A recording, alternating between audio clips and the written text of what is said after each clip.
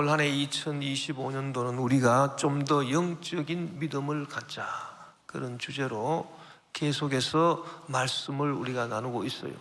그래서 우리가 하나님 앞에 나와서 기도할 때도 내 급한 사정을 먼저 아뢰기 전에 하나님의 뜻이 무엇입니까?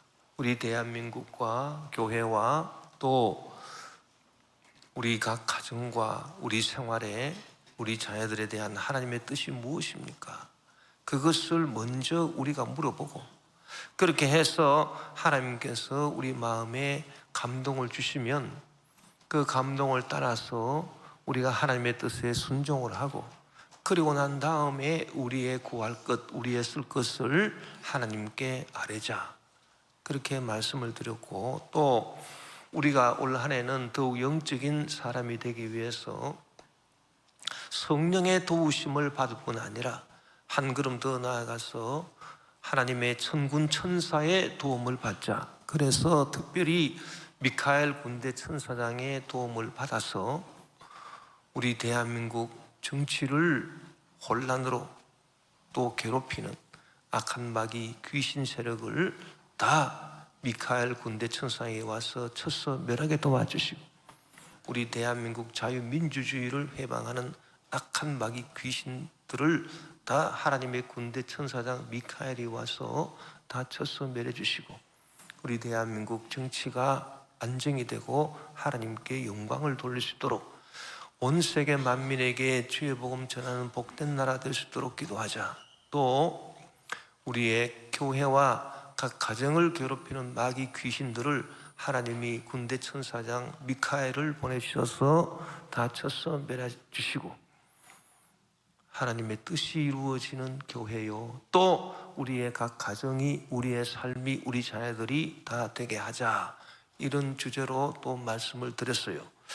또 우리의 병과 연약함도 하나님 군대 천사장 미카엘이 와서 그 배후의 악한 병마 귀신들을 다 쳐서 멸해주시고, 예수님 채찍 맞으신 그 고난으로 우리가 다 나음을 받고 하나님께 영광을 돌리는 주의 일꾼의 삶을 살아가자, 그렇게 말씀을 드렸어요. 또 우리의 믿음이 스스로를 돌이켜보는 자기 반성적인 믿음을 가져서 날마다 회개하고 주님께 나아가자, 그런 말씀도 드렸어요. 우리의 믿음이 구원받는 믿음에 머무르지 말고 주님의 영광을 위해서 선한 싸움을 싸우는 적극적인 믿음을 가지자, 그런 말씀도 드렸어요. 오늘은 우리의 믿음이 올 한 해 순금같이 되시기를 주의 이름으로 축원합니다.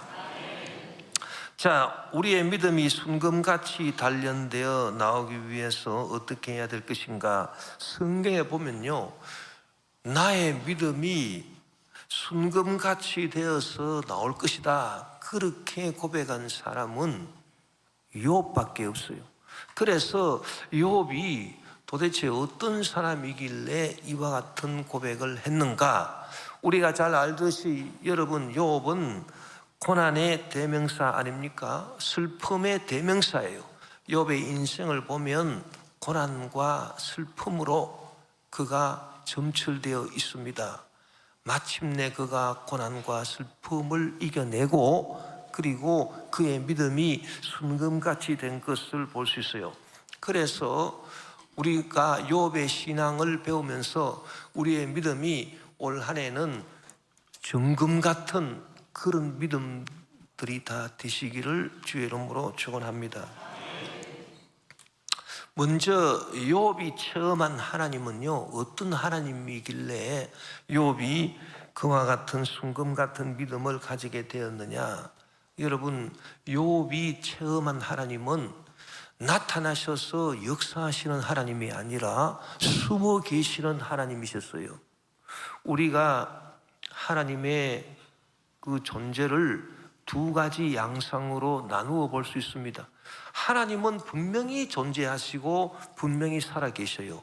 그런데 이 하나님이 존재하시고 하나님이 살아계시는데 어떠한 모습으로, 두 가지 모습으로 하나님이 이렇게 있는데, 첫째 모습이 하나님이 나타나시는 하나님입니다.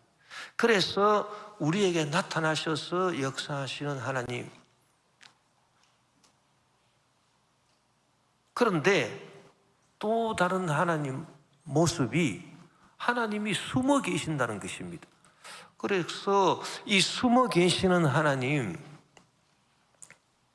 그 신학적으로 말하면요, 데우스 압스콘디투스라고 해요. 이 숨어 계시는 하나님은 도대체 어떤 하나님이냐? 여러분, 하나님이 숨어 계신다고 해서 하나님이 안 계신다? 그건 아닙니다. 하나님이 없다? 그건 절대 아니에요.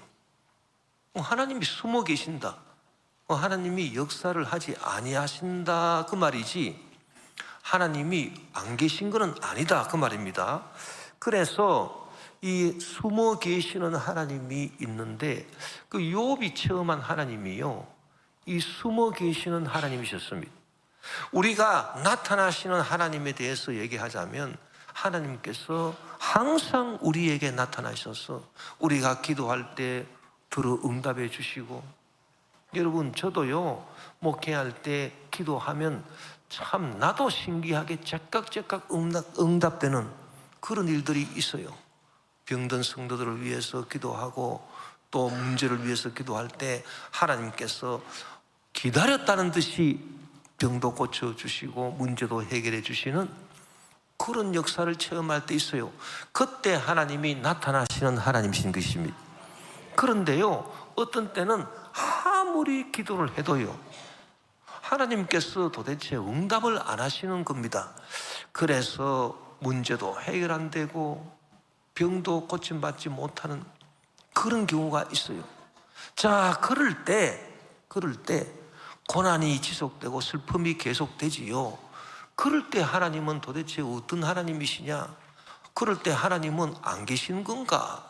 내가 하나님 안 계시는데 하나님 계신 줄 알고 착각하고 하나님을 믿고 있나? 그렇게 회의가 들어오고 의심이 들어오지요. 그러나 그때 하나님은, 여러분, 어떤 하나님이냐? 그때 하나님 계시지 않고 없는 하나님이 아니에요. 하나님은 항상 살아 계신 하나님이십니다. 그때 하나님은 숨어 계시는 하나님이셨다, 그 말입니다. 자, 오늘 본문에 보면요, 욥이 하나님에 대해서 이렇게 말을 합니다. 하나님은 이 정직한 사람하고 변론을 하시지 않습니까? 그러니까 이 죄를 짓고 불의하고 추악한 인간들은 하나님과 변론할 수가 없다 하더라도 정직한 자와는 하나님이 변론하시지 않겠습니까? 당연히 하나님이 변론하시죠. 그래서 제 나름대로 제가 하나님 말씀을 어긴 적이 없지 않습니까? 하나님의 율법을 제가 범한 적이 없지 않습니까? 제가 착한 일을 하나님 말씀 따라 열심히 행했지 않았습니까? 그런데 어찌해서 제 10자녀가 죽고, 그리고 내가 가진 재산이 다 강도떼가 와서 다 빼앗아가 버리고 내 몸에는 악창이 생겨서 기왓장으로 몸을 긁고 있으며, 그리고 내 사랑하는 아내조차도 당신이 하나님에 대한 믿음을 그렇게 순전하게 지키고 있느냐? 바보처럼 차라리 하나님을 욕하고 죽으라 악담을 하고 나를 떠나가 버렸습니다. 친구들이 와서 나를 위로한다고 했지만은 그 친구들이 나를 위로하기는커녕 더욱더 내 마음을 상하게 합니다. 도대체 하나님, 이럴 수가 있습니까? 내가 하나님과 변론을 좀 해봐야 되겠습니다. 그리할 때 하나님께서 나를 피하시겠습니까? 아닙니다. 나타나셔서 내 변론을 들어주시고 그리고 나를 구원해 주실 것입니다. 그렇게 고백하고 있어요. 그런데 또 욥이 뭐라고 고백하나 하니까, 그럼에도 불구하고 내가 하나님을 찾는데도 하나님은 보이지 아니하십니다. 오늘 본문 욥기 23장 7절에서 9절에 보니, 거기서는 정직한 자가 그와 변론할 수 있은즉 내가 심판자에게서 영원히 벗어나리라. 그런데 내가 앞으로 가도 그가 아니 계시고 뒤로 가도 보이지 아니하며 그가 왼쪽에서 일하시나 내가 만날 수 없고 그가 오른쪽으로 돌이키시나 배울 수 없구나. 그렇게 한탄하고 있어요. 여러분, 이 하나님이 어떤 하나님이십니까? 욥이 체험한 하나님이 어떤 하나님입니까? 숨어 계시는 하나님이라 그 얘기예요. 여러분, 하나님의 절대 주권이 여기서 나타납니다. 하나님은요, 당신의 뜻에 따라 나타나시고 싶으면 나타나시는 거고요, 나타나시고 싶지 아니하시고 숨어 계시고 싶다 그러면 하나님 숨어 계시는 하나님이세요. 우리가 아무리 주여 주여 주여 부르짖어도요, 하나님 당신의 뜻대로 나타나시기도 하시고 숨어 계시기도 한다 그 말입니다. 하나님은 의인들의 부르짖음에도 나타나시든지 숨어 계시든지 당신의 절대 주권의 뜻대로 행하시는 하나님이심을 우리가 다 알게 되시기를 주로 모로 축원합니다. 그래서 이사야 예언자도요, 어떻게 얘기를 했냐 하면 이사야 45장 15절에 구원자 이스라엘의 하나님이여 진실로 주는 스스로 숨어 계시는 하나님이시니이다 그렇게 말했어요. 여러분, 하나님이 신약 성경에 숨어 계신 하나님으로 대표적인 경우가 뭐겠습니까? 하나님이 숨어 계시는 하나님으로 되어 있는 대표적인 경우가 예수님께서 십자가에 달리셨을 때예요. 예수님께서 십자가에 달리셔서 나의 하나님 어찌하여 나를 버리셨나이까, 그렇게 절규를 했어도 하나님 나타나지 아니했습니다. 하나님은 십자가 뒤에 숨어 계신 것입니다. 도대체 하나님이 왜 이렇게 숨어 계시느냐? 사람들은요, 이 하나님의 절대 주권의 역사를 모르고요, 하나님의 이 숨어 계실 때 하나님 안 계신가 보다, 내가 흠비었구나 이러고 무신론으로 빠져들고요, 또 신앙을 이제 저버리는 경우가 많아요.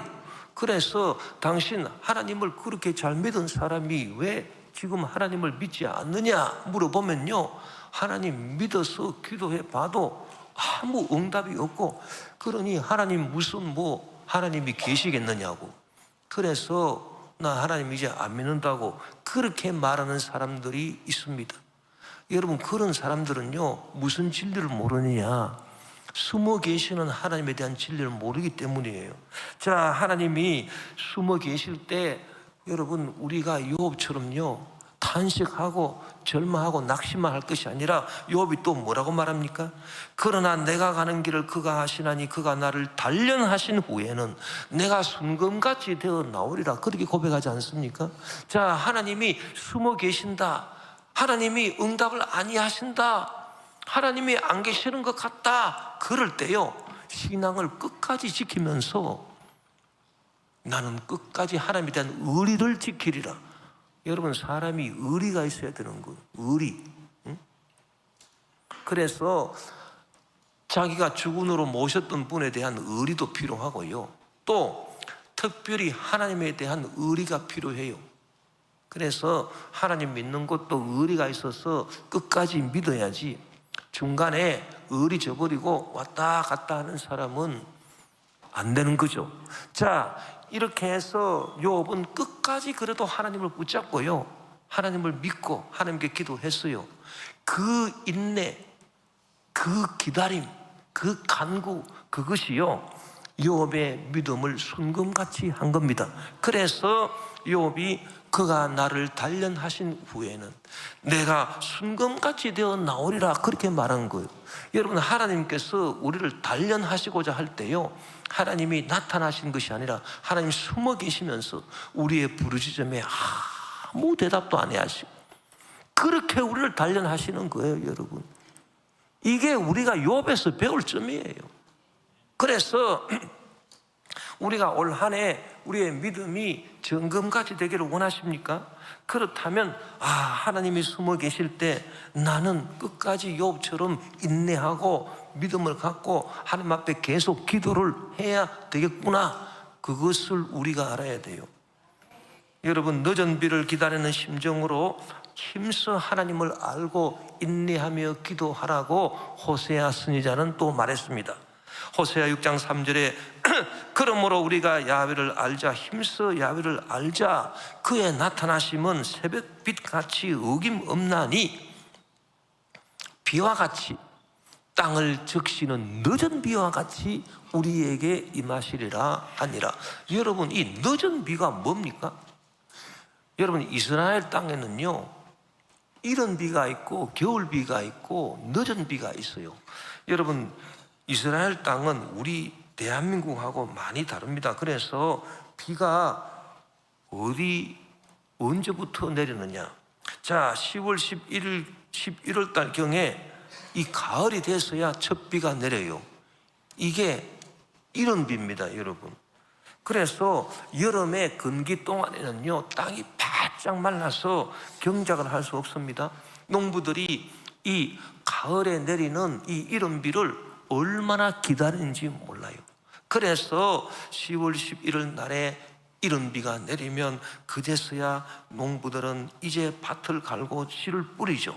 자, 씨를 뿌리고 나면 2, 3주가 지나면 들판은 푸른 초장으로 변하게 됩니다. 그 다음에 본격적인 장마가 시작되는데요, 언제 시작되느냐? 12월에서 2월 달에 장마가 시작돼요. 지금 한창 장마가 시작될 때예요. 자, 이스라엘에서는 이 건기를 대비해서 이때 내리는 비를 저축을 합니다. 자, 그리고 이 겨울비가 끝나고 난 다음에요, 마지막 비가 내리는데 그걸 늦은 비라고 합니다. 이 늦은 비가 언제 시작되느냐? 봄이 시작되는 3, 4월경에 내리는 비예요. 그래서 봄비라고도 말하죠. 여러분, 이 봄비가 왜 중요하냐 하면 이 늦은 비가 내려야 이제 농작물이 결실을 하게 돼요. 그래서 농작물을 수확할 수 있게 되는 것입니다. 그래서 신명기 11장 14절 이하의 말씀도 보니까 야훼께서 너희의 땅에 이른 비, 늦은 비를 적당한 때 내리시리니 너희가 곡식과 포도주와 기름을 얻을 것이요, 또 가축을 위하여 들에 풀이 나게 하시리니 내가 먹고 배부를 것이라. 너는 스스로 삼가라. 두렵건대 마음에 미혹하여 돌이켜 다른 신들을 섬기며 그것에게 절함으로 야훼께서 너희에게 진노하사 하늘을 닫아 비를 내리지 아니하여 땅이 소산을 내지 않게 하심으로 너희가 야훼께서 주신 아름다운 땅에서 속히 멸망할까 하노라. 그래서 여러분, 이 이른 비가 있고 겨울 비가 있고 늦은 비가 있다. 그래서 이 늦은 비를 기다리는 심정으로 여러분 간절히 인내하고 기도하고 그것이 우리의 믿음을 정금같이 만들어준다, 그 말입니다. 농부가 늦은 비를 기다리듯이 여러분, 지금 당장 비가 내리지 않는다 하더라도 늦은 비가 있구나, 그걸 알아야 돼요. 그래서 계속해서 우리가 하나님에 대한 믿음을 갖고 신앙을 갖고 또 기도를 하고 그렇게 해야 여러분 우리의 믿음이 순금같이 될 수 있는 거예요. 조금 기도하다가 뭐 아무 응답이 없다 그러면 그만 낙심하고 의심으로 불신으로 돌아서고 낙심하고 그래버리면 그 사람은 믿음이 순금 같은 믿음을 가질 수가 없는 것입니다. 하나님께서 우리에게 순금 같은 믿음을 주시기 위해서요, 또 무엇을 허락하시느냐? 슬픔과 고난을 허락하신다라고 하는 것입니다. 자, 여러분, 이 욥이 순금 같은 믿음의 소유자가 됐는데 무엇을 통해서? 여러분, 욥은 슬픔의 대명사, 고난의 대명사 아닙니까? 그래서 슬픔과 고난이 욥의 신앙을 정금같이 만들어 준 것입니다. 여러분, 우리의 신앙을요, 정금같이 만들어 주는 것은 기쁨이나 쾌락이나 즐거움이나 축복이나 형통이나 이런 게 아니에요. 슬픔이요, 고난이에요. 욥이 당한 슬픔, 고난, 10자녀가 다 죽고 사랑하는 아내도 떠나버리고 친구들이 왔으나 위로가 안 되는 홀로 남은 슬픔. 여러분, 욥의 슬픔이 얼마나 크겠습니까? 그런데 그 슬픔이요, 욥의 신앙을 정금같이 만들어 준 거예요. 우리는 신앙생활을 하면서 이 슬픔의 역할을 부정적인 것으로만 볼 때가 많아요. 물론 슬픔이 여러분 굉장히 부정적입니다. 슬픔이 우리 속에 들어오면 그 슬픔이 사람을 그냥 파괴시켜 버려요. 그래서 세상을 비관하고요, 하직하고 싶은 그런 생각이 들고 낙심해 버려요. 그러나 여러분, 슬픔은 다른 한편으로는 우리의 영혼을 별빛처럼 아름답고 깨끗하게 정화시키는 것이 슬픔이에요. 그래서 아리스토텔레스가 뭐라고 말을 했냐 하면요, 희극이 가져다 주는 것보다 비극이 훨씬 더 우리 영혼을 정화시키고 순수하고 아름답게 한다, 그렇게 말했습니다.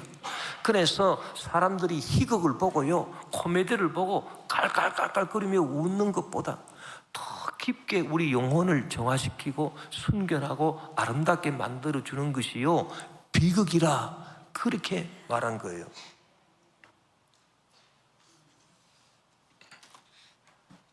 슬픔이 우리 영혼을 아름답게 정화시킨다. 라이나 마리아 릴케의 시 가운데 은빛으로 밝은 눈이 쌓인 밤의 품속이라 하는 시가 있어요. Im Schoß der Silberhellen Schnee Nacht라고 하는 시가 있어요. 은빛으로 밝은 눈이 쌓인 밤의 품속에서 모든 것들이 멀고도 넓게 잠들어 있다. 오직 영원하고 걷잡을 수 없는 어떤 슬픔만이 한 영혼의 고독 속에서 깨어 있을 뿐. 너는 묻는다. 왜 그 영혼은 침묵하느냐고. 왜 밤속으로 그 슬픔을 부어서 없애버리지 않느냐고. 그러나 그 영혼은 알고 있다. 슬픔이 영혼을 빠져나가버린다면 모든 별들이 빛을 잃고 마는 것을. 그래서 영혼 속에서 슬픔이 빠져버리면 저 아름다운 별들의 빛이 다 사라지고 만다, 그렇게 노래를 했어요. 여러분, 참 슬픔이요, 우리를 아름답게, 우리 영혼을 아름답게 만들어요. 성경에 보니까 에스더가 하만의 계략을 듣고요, 너무 슬퍼했습니다. 자기 민족 이스라엘이 이제 곧 멸절을 당할 수 있구나, 정말 위기가 다가왔어요. 얼마나 슬프고 답답한지 말로 다 할 수 없습니다. 그래서 그 사촌오빠 모르드게에게 뭐라고 말합니까? 내가 왕에게 나아가서 이 사실을 알리겠습니다. 그래서 내가 죽으면 죽으리이다, 사흘을 금식을 하고요, 그렇게 해서 왕으로 앞에 나아갑니다. 그 당시 여러분, 법이 어떻게 되어 있습니까?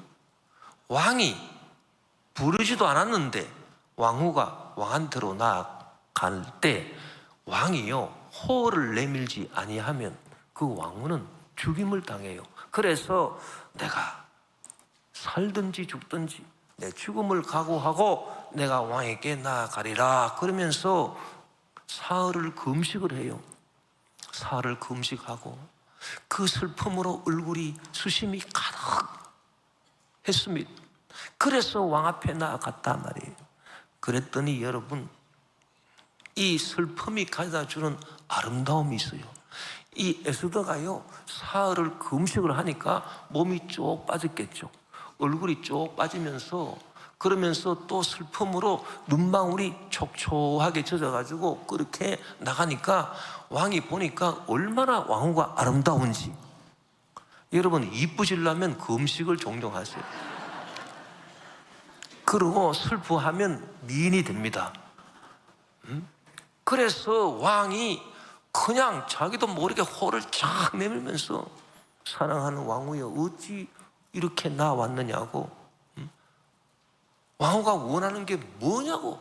내 나라의 절반이라도 주겠다고 그렇게 말하는 거예요. 여러분, 사람이 슬퍼해야 영혼이 아름다워집니다.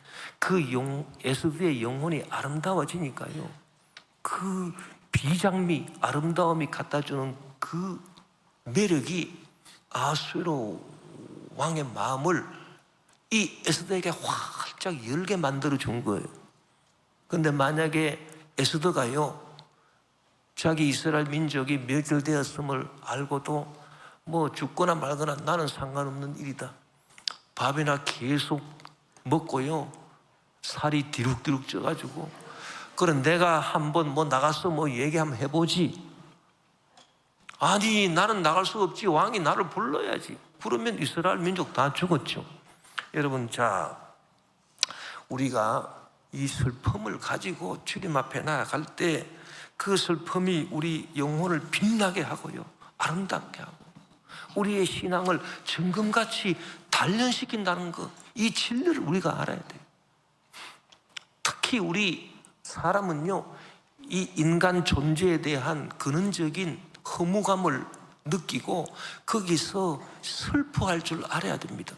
제가 이렇게 보니까, 목회하면서 보니까요, 이 정말 착한 사람들이 있고요, 악한 사람들이 있어요. 그런데 이 악한 사람들은요, 무엇을 슬퍼하냐? 자기가 가지고 있는 야심이 이루어지지 않는 거, 자기가 돈을 벌고 싶은데 돈이 벌려지지 않는 거, 뭐 이런 거를 슬퍼해요.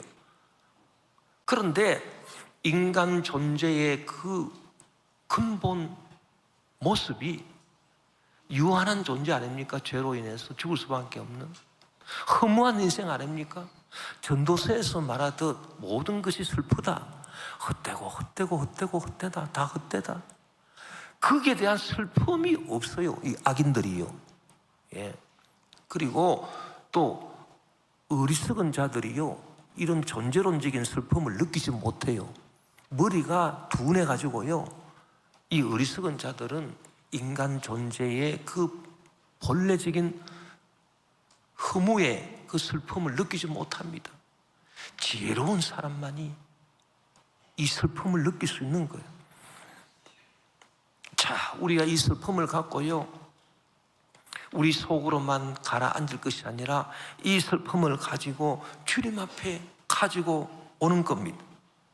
그리할 때 주님께서 그 슬픔을 변해서 춤이 되게 하신, 시편 30편 11절에 주께서 나의 슬픔이 변하여 내게 춤이 되게 하시며 나의 베옷을 벗기고 기쁨으로 띠띠우셨나이다.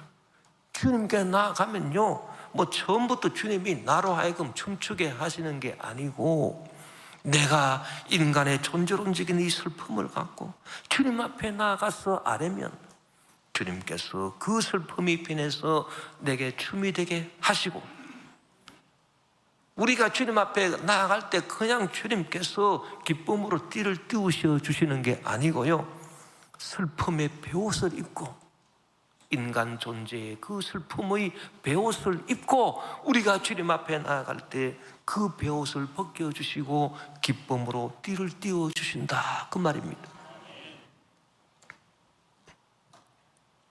그래서 슬픔 걱정 가득 차고 내 맘 괴로워도 갈보리 십자가 위에서 죄짐이 풀렸네. 놀라운 사랑의 갈보리라고 하죠. 너의 눈물 상한 심령 주가 돌보신다. 갈보리 십자가 위에서 죄짐이 풀렸네.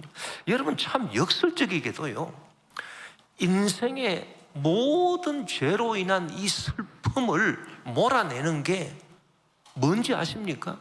기쁨이 아니에요. 기쁨 이전에요, 또 다른 종류의 슬픔이에요.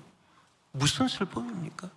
주님, 우리는 왜 이렇게 유한한 인생을 살 수밖에 없습니까? 인생은 왜 잘 산 뒤가 없고 잘 먹은 뒤가 없나이까? 인생의 모든 것은 바람을 잡는 것이고 왜 이렇게 허무합니까? 이 슬픔이요, 죄로 말미암아 주어진 모든 인생의 슬픈 일들을 다 치료해주는 슬픔이에요. 참 놀라운 역설입니다. 이 진리를 우리가 알아야 돼요.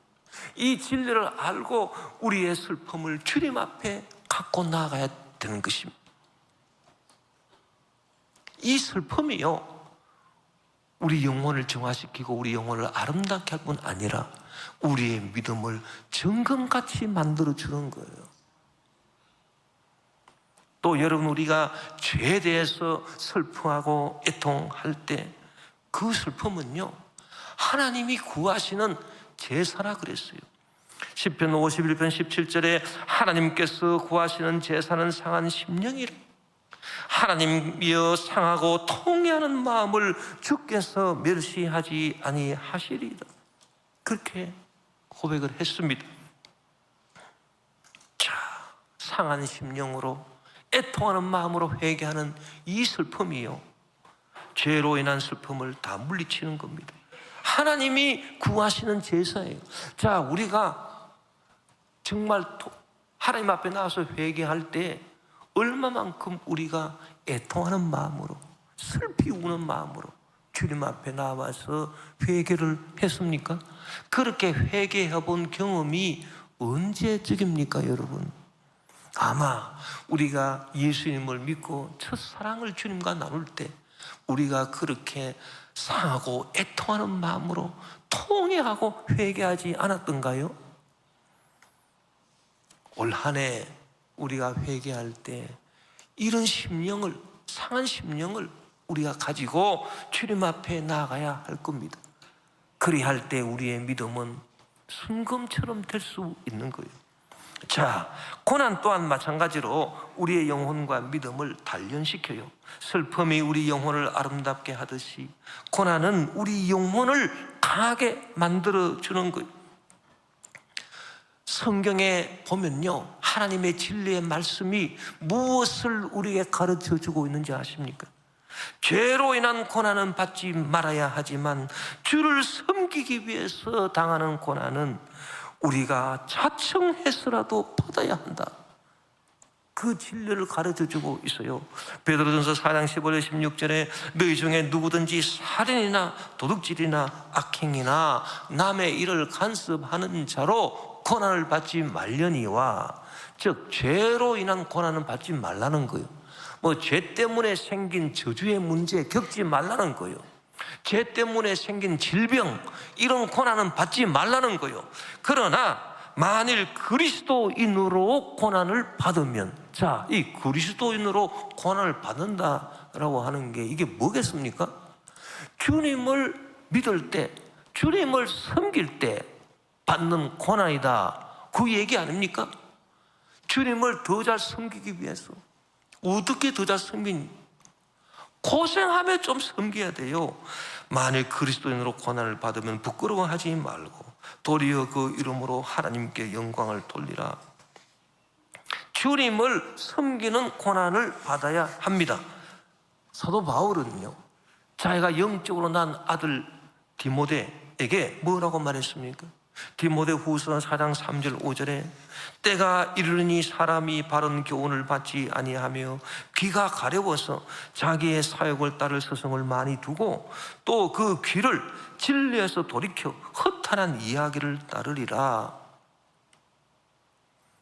그러나 너는 모든 일에 신중하여 고난을 받으며, 자, 무슨 고난을 받으라고 하는 겁니까? 죄로 인한 질병의 고난, 죄로 인한 저주의 문제의 고난, 이런 거를 받으라, 그게 아닙니다. 전도자의 일을 하기 위해서 고난을 받으라는 거예요. 주님을 섬기기 위해서 고난을 받으라는 거예요. 그래서 여러분, 주님 앞에 나와서 기도할 때도요, 따라합시다. 고생하며 기도합시다. 이 사람이 고생을 해야 돼요, 여러분. 그냥 편하게 앉아서 기도하는 게 고생하면서 기도할 줄 알고, 또 신앙생활 할 때도요, 좀 고생하면서 신앙생활을 해야지. 얼른 교회 가가지고 예배 드리고 와가지고서 놀러 가야 되겠다, 여러분, 그런 생각 하지 마시고요. 어떤 분은 교구버스가 내 집 앞에 딱 오기를 바랍니다. 어떻게 교구버스가 자기 집 앞에 딱 그렇게 자가용처럼 도달할 수가 있겠습니까? 차라리 걸어서요. 제가요, 저희 아버님한테 들은 얘기인데, 저희 아버님 할아버지는요, 다 믿음은 있었지만 믿음이 그렇게 좋지는 못했다고 해요. 그런데 저의 작은 할아버지가요, 믿음이 아주 좋았다고 합니다.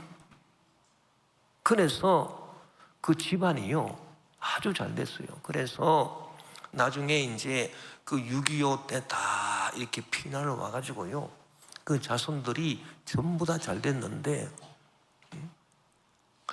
그 영동 세브란스 병원장도 하셨고요, 그런 분들이 다 그 집안에서 나왔어요. 그런데 그 작은 할아버지 가족이요, 이부 평양에서 신앙생활할 때 어떻게 신앙생활을 했느냐 하니까요, 매일마다 새벽 기도를 하는 거예요. 매일마다. 그 작은 할아버지가요, 식구들을 다 깨워가지고 새벽 기도를 했다. 그런데 새벽 기도를 두 번을 해요. 아니, 새벽 기도를 무슨 두 번씩 드리느냐. 그래서 일단 새벽 3시 반에 일어나가지고요, 다 가족을 다 깨워가지고 일단 1차 예배를 집에서 드리고, 그 다음에는 교회 새벽 기도를 나가는데 그 교회가요, 걸어서 1시간이라 그랬습니다. 그 새벽에, 추운 새벽에요, 식구들이 전부 다 걸어가지고요 1시간 걸어서 나가서 새벽 기도, 그 다음에 오는데 또 걸어서 오는데 1시간, 걸어서 가는데 1시간, 걸어서 오는데 1시간, 그렇게 평생을 새벽 기도했다. 여러분, 참 이 기도할 때 정말 고생하면서 뭐 그렇게까지 기도를 해야 되나? 여러분, 고난을 받으라 그랬잖아요. 참 그렇게 고생하면서 신앙생활을 했어요. 자, 그런 고난이요, 정말 인생의 고난을 다 물리쳐요. 그래서 하나님의 큰 복을 받고 다 장수하고요. 여러분, 우리가 주님을 따라가는 것도 고생 아닙니까? 마가복음 8장 34절에 무리와 제 아들을 불러주시되 누구든지 나를 따라오려거든 자기를 부인하고 자기 십자가를 지고 나를 따를 것이라. 그래서 자기를 부인하고 자기 십자가를 지고 나를 따라라. 이게 얼마나 여러분 고생입니까, 여러분? 그 올 한 해 다른 고생하지 말고, 그 죄로 인해서 생기는 질병이나 문제, 이런 고생, 세상 고생하지 말고 주님 따라가는 고생 좀 합시다. 자, 운동의 고난이요, 질병의 고난을 예방하지 않습니까? 여러분, 운동 왜 합니까? 운동 여러분 고생하는 거 아닙니까? 운동으로 고생하면 몸의 질병이 고쳐지고 몸의 질병을 예방할 수 있잖아요. 그런데 여러분, 잘 먹고 운동 안 하고 편하게 뒹굴뒹굴하고 있으면 무슨 병이 걸립니까? 당뇨병. 여러분, 병 중에서도요, 몹쓸병이 많은데 암병이 그렇고 치매가 그렇고, 그리고 당뇨병이 그렇다고 합니다. 그런데 제가 어렸을 적에요, 이 당뇨라고 하는 말을 들어보지를 못했어요. 하도 사람들이 막 고생을 하고 먹는 것도 변변치 않고 이러니까요, 당뇨병 걸린 사람은 눈을 씻고 봐도 없어요, 그때는. 그런데 요새는요, 얼마나 우리 대한민국 사람들이 잘 먹고 잘 사는지. 그런데 잘 먹는 데다가 몸은 잘 안 돌리고 운동은 게을리하고 편안한 거를 찾고 이러다 보니까 세상에 그냥 한 3명 중에 한 사람은 당뇨병인 것 같아. 도대체 이렇게 돼버렸어요. 여러분, 신앙도 여러분 마찬가지입니다. 신앙도 잘 먹잖아요. 주일날 예배 와서 말씀을 통해서 고가의 영양 음식을 잘 먹고요, 또 집에 가서 또 CBS 틀고 CT에서 틀고 방송 듣고 하면은 그냥 말씀에 그냥 보배가 그냥 그 진미 음식이요, 산의 진미가 말씀에 막 들어오지 않습니까? 말씀을 얼마나 요새 잘 먹습니까? 말씀을 잘 먹고 귀가 커져가지고 전부 다 말씀을 잘 먹어서 디룩디룩 살이 쪄가지고요, 영양 과잉이 됐어요. 그냥 우리 몸, 우리 신앙의 이 몸 속에요, 영양 과잉. 그래서 탁 눌러버리면 금방 단백질이 튀어나올 것 같은 그런 상태로 됐단 말이에요. 그런데 고생은 안 하지 않습니까? 주님을 섬기는 고생은 안 하지 않습니까? 그러니까 뭐가 걸립니까? 신앙의 당뇨병이 다 걸려가지고. 자, 신앙의 당뇨병 걸리면 어떻게 됩니까? 낙심, 좌절, 원망, 불평, 불안, 두려움 빠져버리죠. 망해버리는 거죠, 이제.